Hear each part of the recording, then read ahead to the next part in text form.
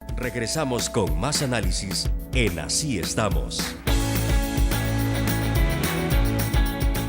Analicemos esta mañana la economía del país, el tema de las pensiones y en qué condiciones está el Estado, justamente por ambos temas, que son temas de gran interés para la población. Mauricio Chuzí, nuestro invitado. Entonces, si esto todavía no es una propuesta formal, Mauricio, ¿qué es lo que estamos viendo entonces?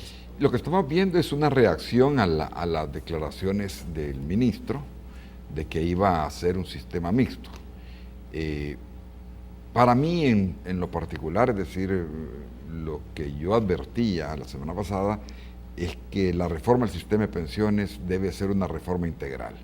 No puede ser únicamente una operación contable de llevar parte de los recursos a un fondo que, aunque va a ser administrado por las AFP, le van a dar características de pertenecer al área del Estado. Eso es todo lo que se conoce. Incluso, es decir, el tema, si nosotros medimos el nivel de reacción que ha habido a este tema, la reacción era de esperarse. Están tocando las pensiones de la gente y la gente se preocupa, y sobre todo que hay algunos que salen a opinar sin conocer realmente qué es lo que está pasando. Hoy leía que hay un diputado que decía, miren, están condenando a la gente a quedarse con una pensión de $204. Yo, hasta donde he entendido, la propuesta del ministro no tiene nada que ver con congelamiento de pensiones. Otros decían, se están robando el dinero de las pensiones. Hasta donde yo he entendido, nadie se está robando el dinero de las pensiones.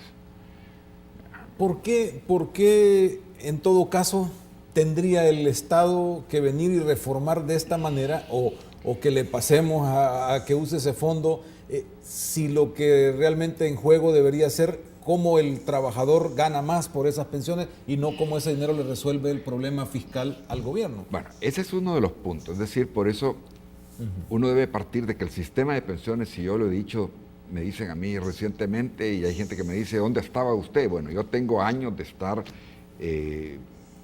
trabajando en esta área. Probablemente tenía un perfil menos público, pero lo primero es que yo no tengo interés en favorecer a un partido político o a otro, que yo creo que hay que dejarlo claro. Incluso yo creo, Rafael, que para alguien que hace análisis, venir a tocar estos puntos, que a nadie le gusta que le digan que tienen que aumentar la edad de retiro, o sea, lo único que recibe uno son insultos, pero quiero que los televidentes sepan que lo estoy haciendo en aras de el bienestar de todos. ¿Por qué? Porque el sistema de pensiones está deteriorando la situación fiscal del país. Se diseñó un sistema muy generoso que afecta a las finanzas públicas y que hace que el 25% de la población económicamente activa que está en el sistema de pensiones esté siendo subsidiado por el 75% de la población, lo cual es tremendamente injusto.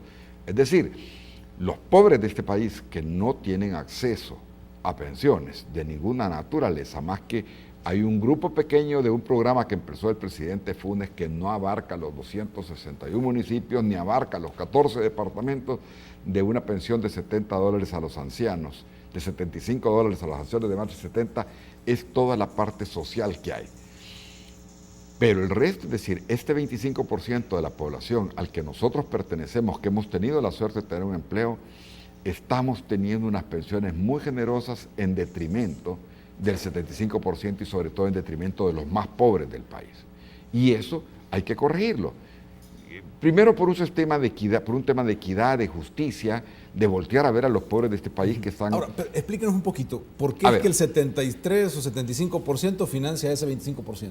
¿A dónde está ese...? El tema es que en el sistema de pensiones de lo que estamos hablando es únicamente del 25% de las personas que cotizan en el sistema de pensiones actual. O sea, todos los trabajadores informales, todos los trabajadores del campo, todas las personas que no tienen trabajo, los pobres que tienen trabajo eventual, las sirvientas, no tienen ningún tipo de pensión. Y el sistema de pensiones que se implementó es un sistema muy generoso. ¿Por qué lo llamo yo generoso? Porque la gente cotiza muy poco, es decir, lo que la gente ahorra es demasiado poco. Vaya, lo que la gente ahorra alcanza para una pensión del 40% y se están pagando pensiones del 70% del salario. O sea, la diferencia entre ese 40%, que sería lo que la gente tendría derecho por lo que ha ahorrado, y el 70% lo está pagando el resto de los salvadoreños. Lo están pagando con sus impuestos, lo están pagando... ¿Pero cómo lo paga? Porque se supone que son cuentas individuales. No, a ver. porque a la hora, porque cabalmente, es decir, el sistema teóricamente iba a funcionar así, pero quedaron los que estábamos en el sistema viejo, pero además de eso, en el gobierno del presidente Saca se dio un decreto que nivelaba, para que la gente no se diera cuenta que la habían engañado. Lo que hicieron fue acabar de arruinar el sistema, dándole a los que estaban en el sistema viejo una pensión igual a los que se habían quedado en el sistema público.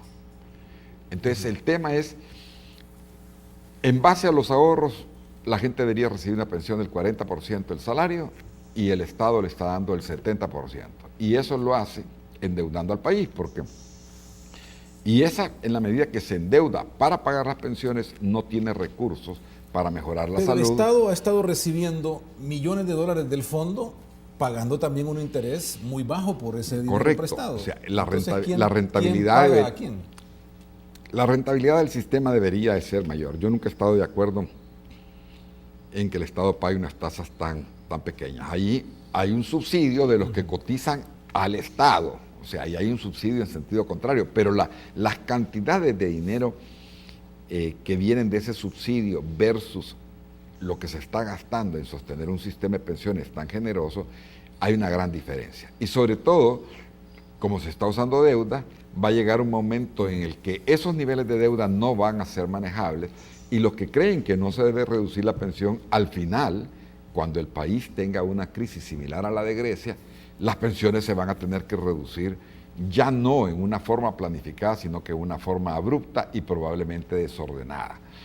Entonces, los que tenemos una visión de más de largo plazo que muchos políticos que solo piensan en hacer lo que no los daña su imagen política, creemos que el sistema de pensiones debe corregirse en términos también de los parámetros. Y esa es la otra cosa que creo yo que hay que transmitirle a la gente. Es decir, si no se cambian los parámetros para ese grupo tan favorecido, en el sentido de que tienen que trabajar más años, de que tienen que hacer mayores ahorros y que van a recibir una pensión menor a la que estaba supuesta, la gente tiene expectativas de recibir 70% de pensión porque los del antiguo sistema reciben 70% de pensión. Entonces la gente dice, bueno, cuando yo me jubile me van a dar 70%.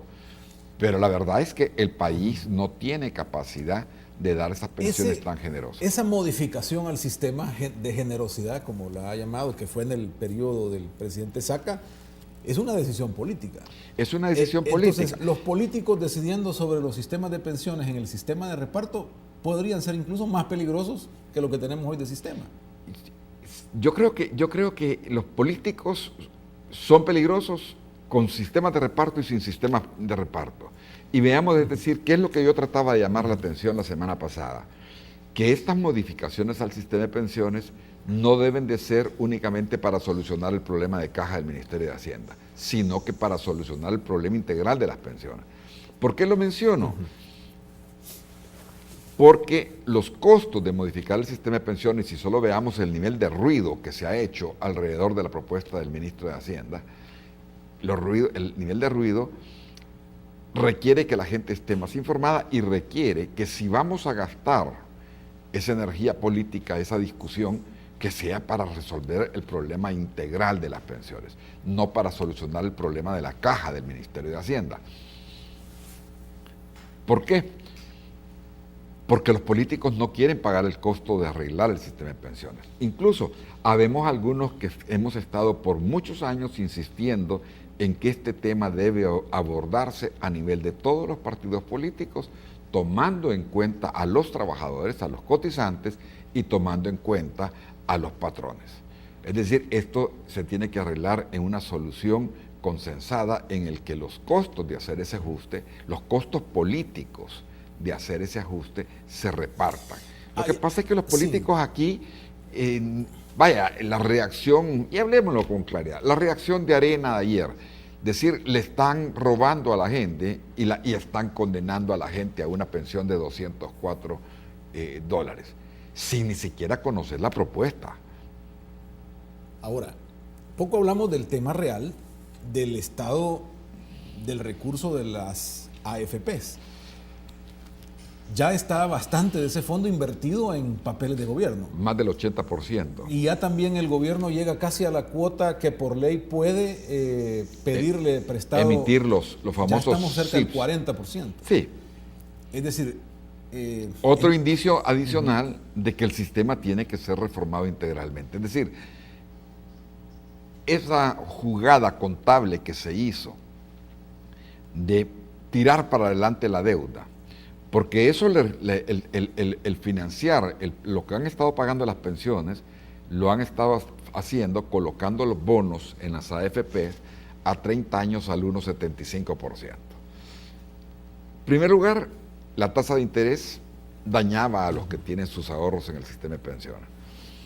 Pero va a llegar un momento en el que vamos a tener que empezar a pagar esa deuda que tiraron para adelante, y van a ser nuestros hijos los que van a pagar esa deuda, y va a llegar un momento en que el pago de esa deuda se va a juntar con lo que tienen que pagar todos los años. Entonces, el problema ya no va a ser manejable.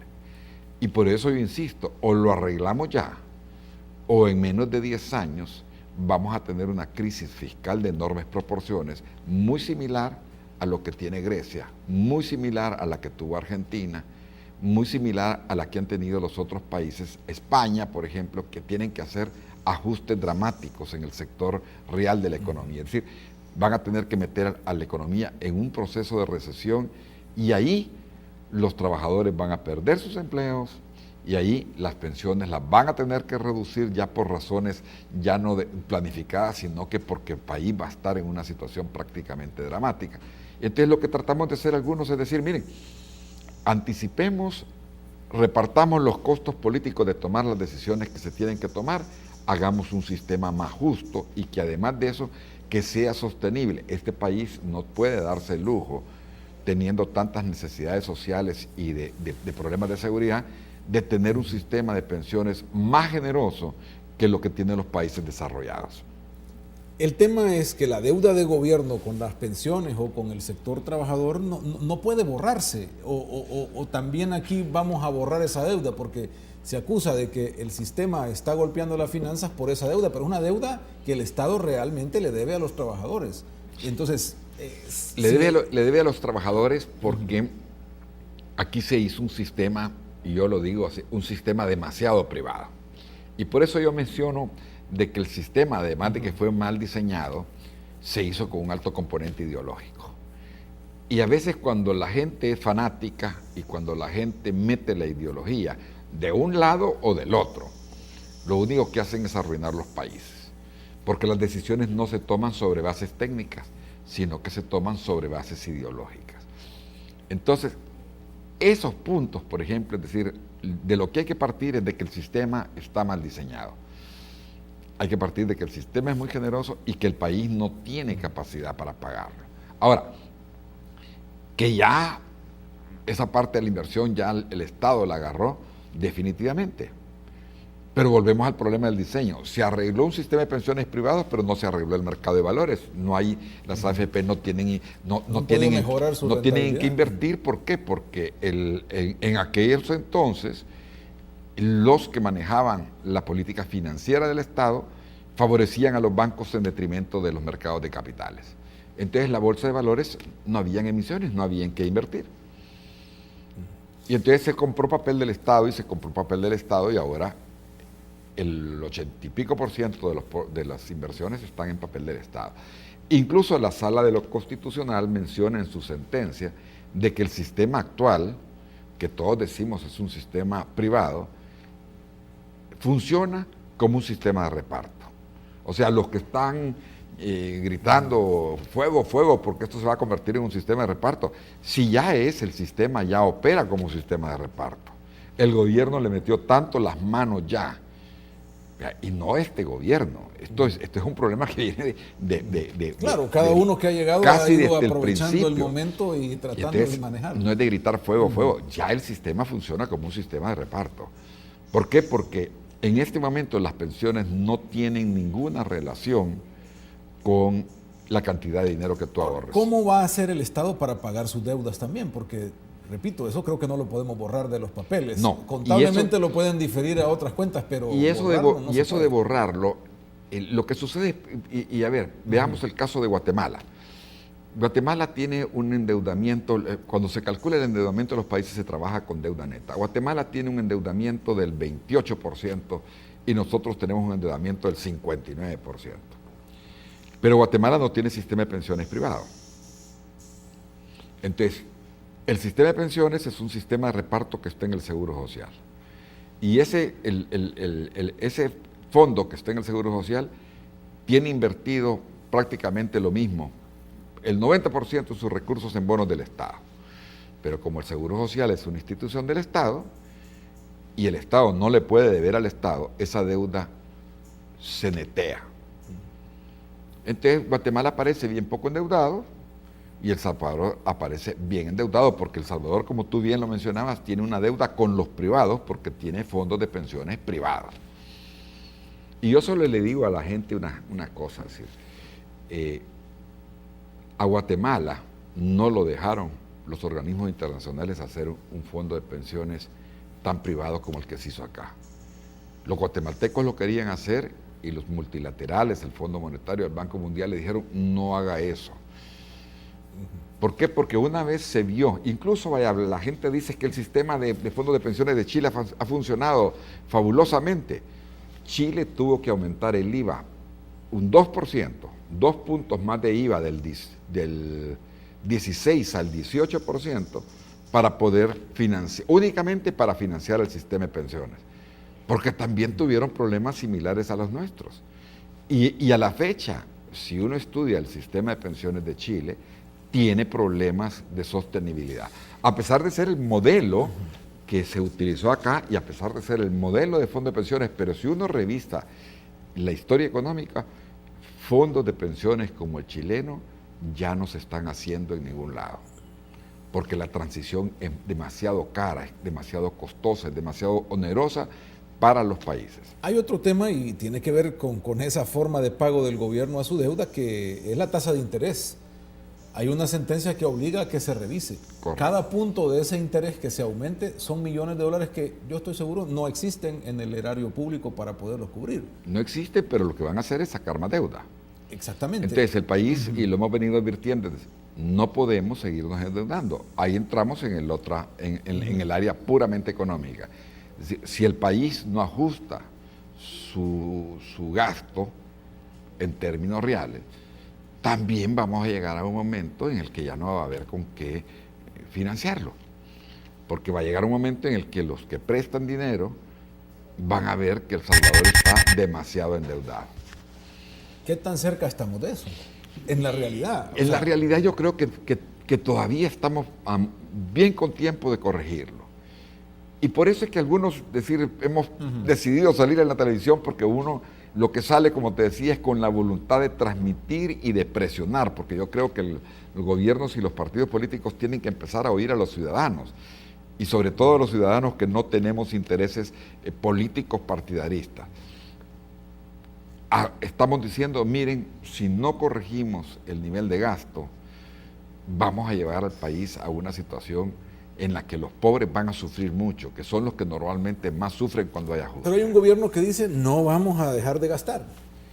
Bueno, entonces es que ahí es donde los ciudadanos tenemos que presionar. Y tenemos que presionar en dos sentidos. En presionar de que el gobierno no gaste, no malgaste, no deje que se roben los recursos, que los que se roban los recursos no queden impunes. En este país el tema de la impunidad es una cosa tremenda. Tenemos que presionar a que hayan fiscales correctos para que no se pierda el dinero y presionar para que no se gaste más de la cuenta, y tenemos que hacer que los partidos políticos y que el gobierno aprenda a escuchar a los ciudadanos, no a oírlo, porque cuando uno oye le entra por este lado y le sale por el otro. pero tenemos que hacer que las instituciones, que las gremiales, que los centros de pensamiento, que las organizaciones profesionales, los partidos, el gobierno, aprendan a escuchar a los ciudadanos. Y los ciudadanos tenemos que empezar a participar más y a presionar para que estas cosas no se sigan viendo. Por cierto, aprovecho para decir, a mí me ha impresionado que Norman Quijano haya dicho: yo no estoy de acuerdo con reelegir al fiscal. A mí me gustaría ver que los secretarios generales de los dos partidos políticos definan si quieren que el fiscal se reelija o no. Porque todo este tema de la impunidad, de la corrupción, de que los recursos del Estado no alcancen, tiene que ver con que tengamos un fiscal decente, un fiscal que procese a los corruptos. Hacemos una pausa y yo quiero regresar sobre el tema de cómo resolvemos, porque las presiones son grandes. Bueno, el tema de presiones, de pensiones, el tema de la seguridad, ya se habla de más impuestos. Hablemos un poco de lo que forzó a Chile a subir el IVA. Estas cosas van a llegar hasta ahí, es parte de esta conversación. Enseguida estamos nuevamente con ustedes.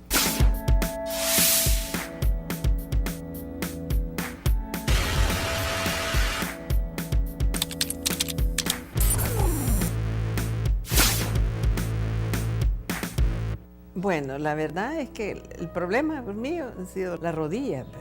El dolor es bien intenso y llega un momento en que uno quiere dar el paso y no puede. Así como iba camino a que me pusieran una prótesis. Después de este tratamiento me ha cambiado enormemente. El dolor disminuyó más de un 90%. Por eso cuando la gente me pregunta, yo les recomiendo pues que lo prueben y que van a quedar satisfechos.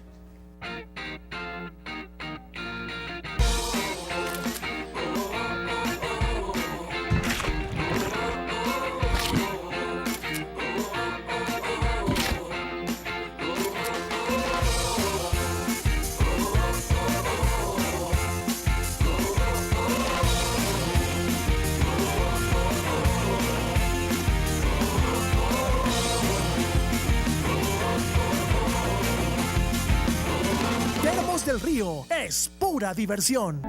Regresamos con más análisis en Así Estamos. Conversamos con Mauricio Chusí, economista. Hablamos de la realidad económica del país, el tema de pensiones. Mauricio, ¿estamos ya en un jaque mate o estamos en jaque, por lo menos en estos términos? Uno lo percibe, que tiene que buscar una salida.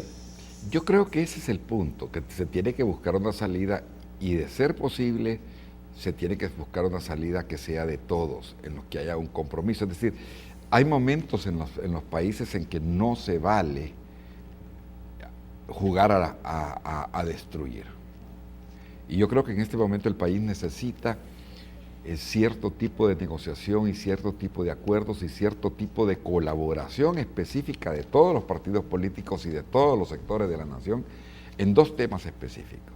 Uno es el tema de la delincuencia, que yo creo que hay que abordarlo en una forma que permita que de veras se trabaje, porque si vamos a estar cuestionando lo que el gobierno va haciendo solo por cuestionarlo, o atacándolo solo por atacarlo, sin pensar lo que está pasando en las familias de los salvadoreños que están sufriendo el embate de la delincuencia, estamos muy mal. Y la otra cosa que creo yo que tenemos que trabajar con acuerdos es el tema económico. Y dentro del tema económico, por supuesto que las pensiones, que son más del 50% del déficit, es un tema que hay que abordar. ¿Por qué? Porque este tema de las pensiones es como una bola de nieve.